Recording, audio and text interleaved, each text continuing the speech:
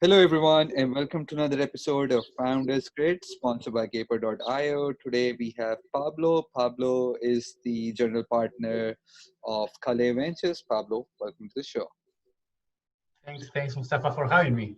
So, give us a brief background about yourself prior to joining Kalei Ventures.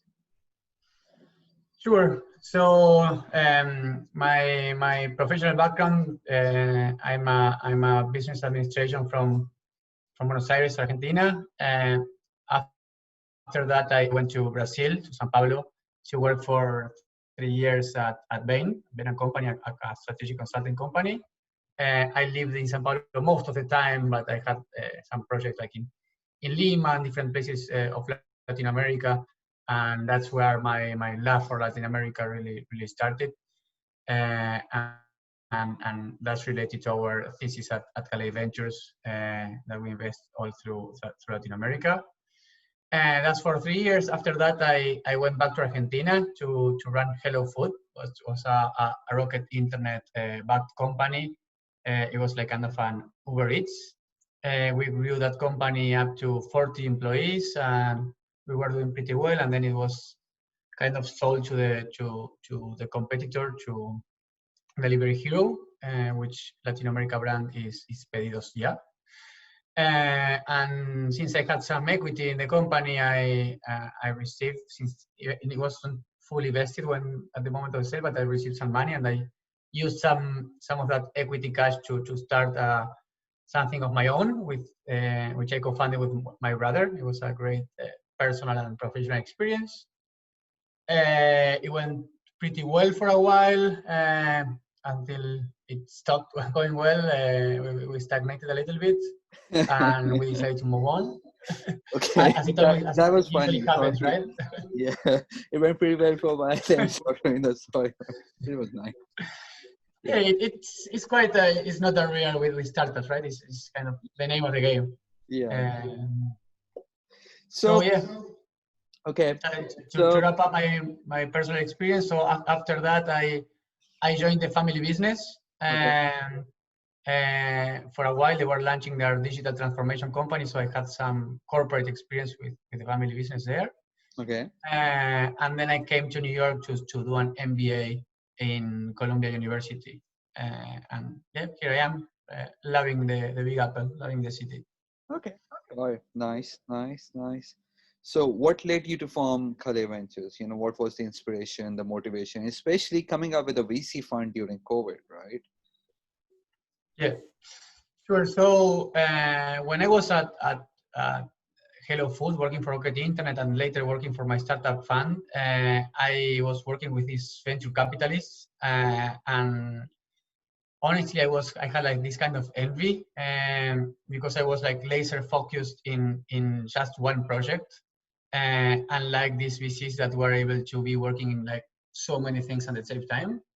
And being a generalist, like that type of work resonated much more with me, like having a broader reach. Like, so that's why I transitioned to venture capital, and I joined this amazing group of partners to found and start Kalei Ventures as a way to have a positive impact in the whole region, in Latin America, where we see like a huge opportunity in terms of lack of capital, lack of strategic value to be added to the companies, and but at the same time like a fertile soil for entrepreneurs and startups to really flourish and grow.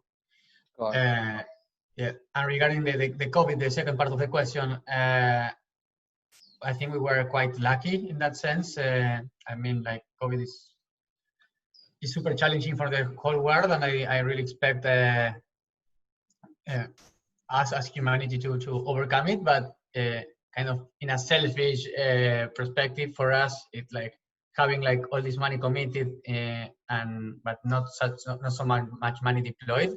It enabled us to bet on the real winners and those who are like kind of leveraging this unique opportunity of a big change and switching paradigm and yeah.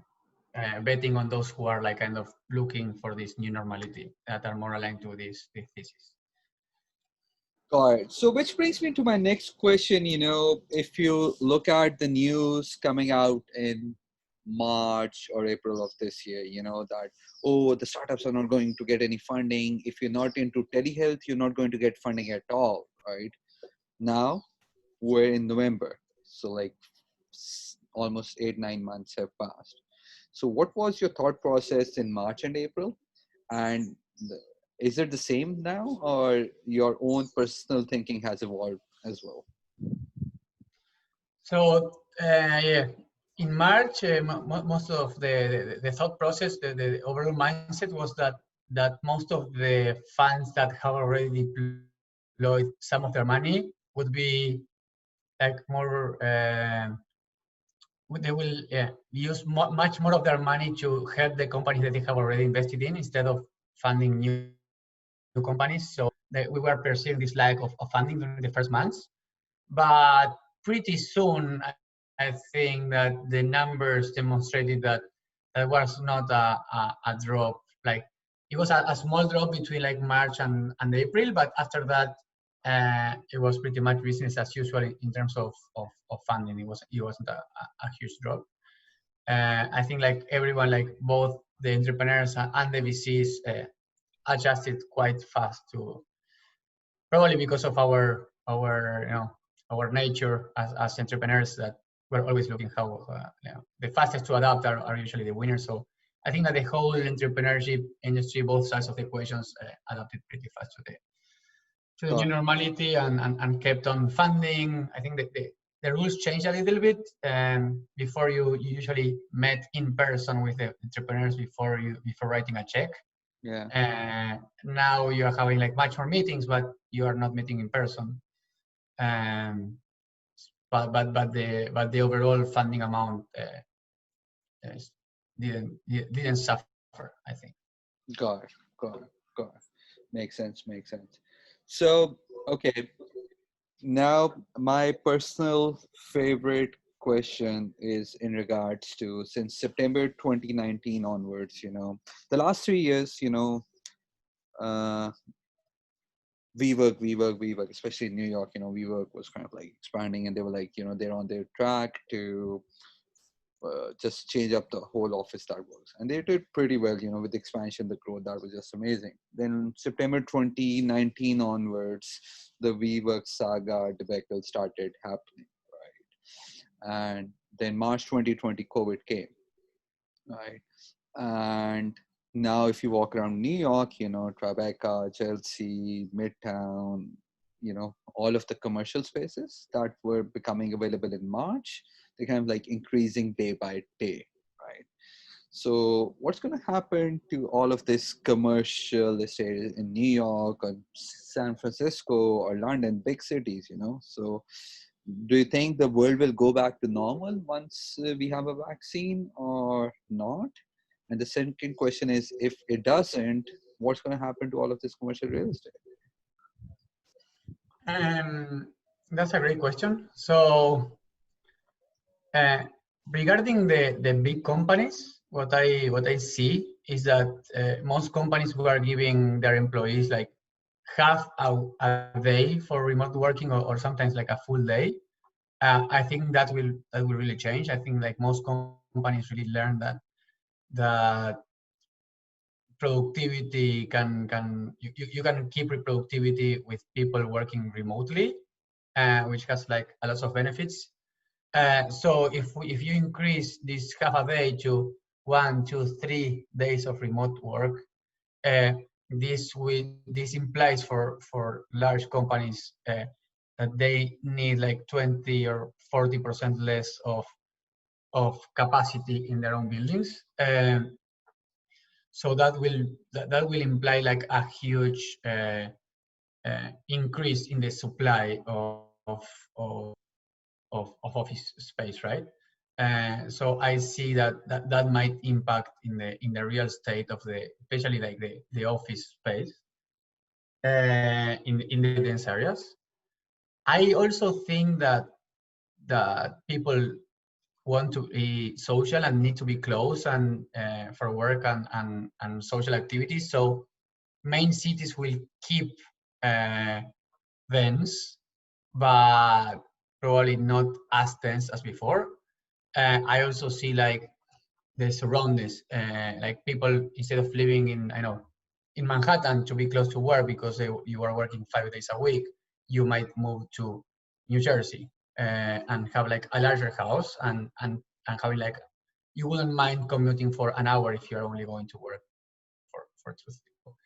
I think like the surroundings will be like pretty much crowded, and and I see this also having an impact in the co-working that you were mentioning. Like I think we will see a lot of opportunities in terms of like many of these people that are living in the surroundings, in the New Jerseys of the world, Yeah, will not be able to work from their home, right? yeah, Because I know it's not big enough, or I know they have a family, or they just want to live, but yeah, they don't want to be going to the dense area to WeWork. So I think we will see a lot of, I know, like new things of co-working, maybe like restaurants offering co-working spaces or yeah, buildings or yeah, being like, or maybe like even neighbors, like Airbnb of co-working, like someone will offer their own building.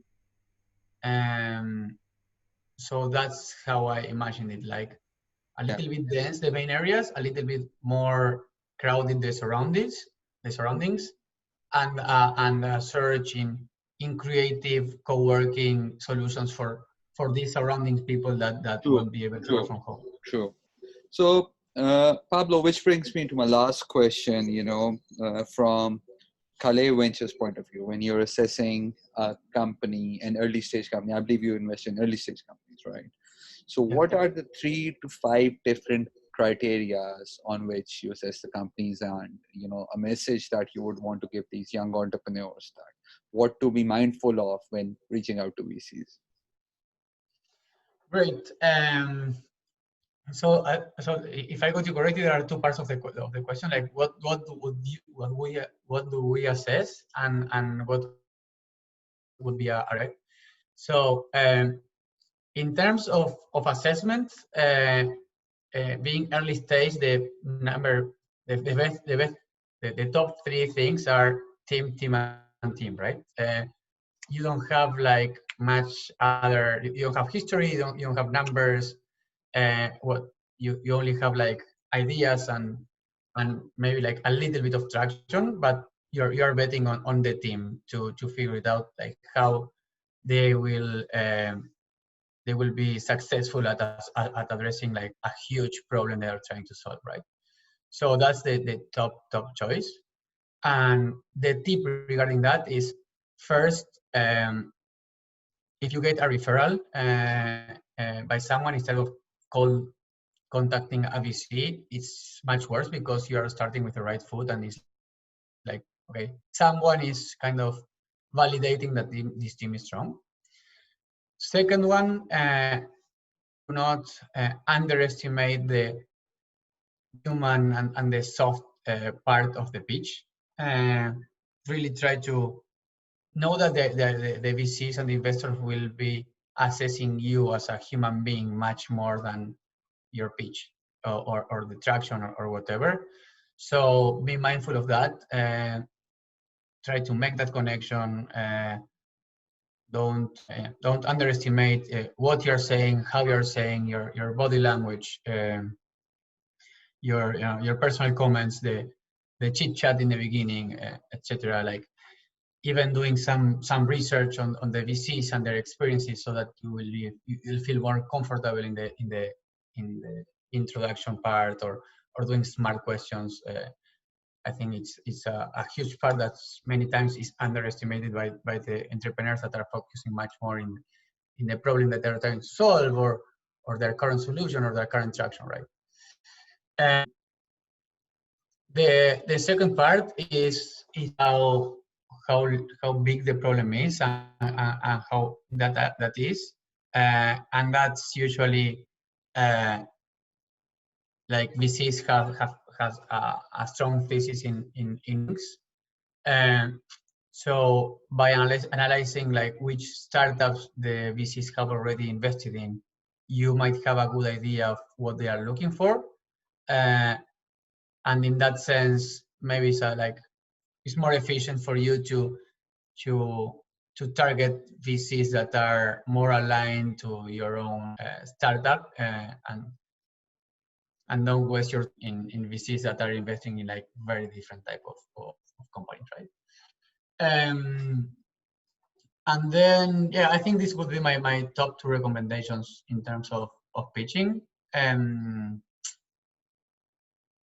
don't know if you have like any other question. I think this is more or less covered. I think uh, it's a good thought. And thank you so much. I'm pretty sure we could have talked for another 15 to 20 minutes, but my marketing team, they kind of like put a cut on everything. So this podcast recording, I'll have to stop, but I'll resume the conversation with you after this. But thank you so much for being on the show. Take care of yourself and all the best with Kalei Ventures.